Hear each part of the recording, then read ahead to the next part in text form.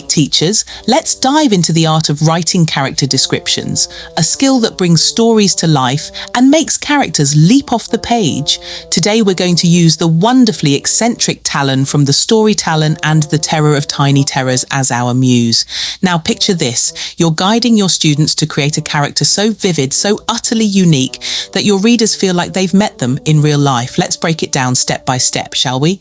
Step 1. Start with a strong visual image. Here's the thing, when describing a character, you want to make them unforgettable. Talon isn't just a woman, she's a walking, talking exaggeration.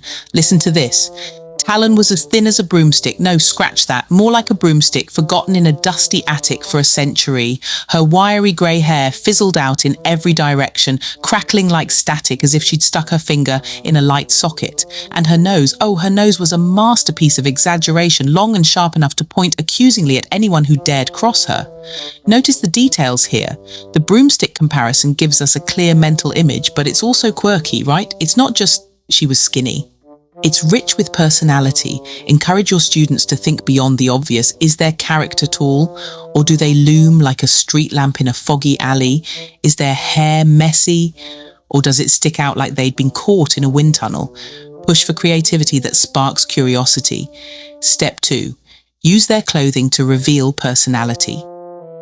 Talon's wardrobe tells us volumes about her. She's not just wearing clothes, her outfit is practically a character in itself. She wore a fluffy pink jumper so oversized it looked like it might eat her alive, paired with flared denim jeans that flapped around her twiggy legs like sails caught in a gale. See what's happening here? Her jumper isn't just big, it's alive, swallowing her whole, and those flared jeans, they're not just loose. They're flapping like sails. These details give us a sense of her awkwardness, her peculiar nature, and maybe even her isolation. When teaching students, ask, what does your character's clothing say about them? Are they neat and polished, or do they look like they've been dragged through a hedge backwards? Step 3, personality through action. Now here's where the magic happens. A character isn't just what they look like, they're what they do. Talon's actions scream personality. She loathed children with the fiery passion of 1,000 suns. The very sight of a sticky-fingered, wide-eyed brat made her break out in a rash.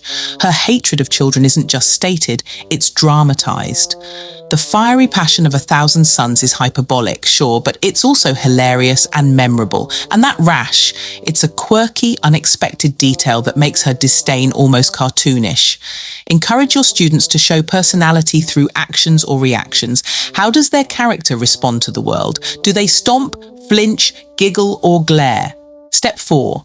Bring in the quirks. Quirks are what make a character truly unique. Talon's cats, for example, are an extension of her personality, but they're also a source of humor and chaos in the story. Think about this line. Her cats were her pride and joy, each with a personality as distinct as a fingerprint.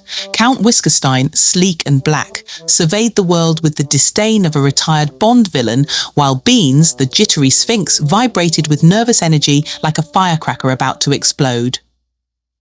By giving Talon these eccentric companions, we see more of her world. She's not just a grumpy woman, she's the queen of her chaotic, feline-filled castle. Ask your students, what quirks make your character stand out? Maybe they hum off-key when they're nervous, collect rubber ducks, or only eat sandwiches cut into triangles.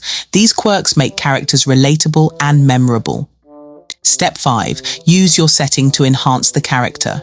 Finally, let's talk about how Talon's home reflects her personality. The setting is almost like a mirror of her eccentric nature.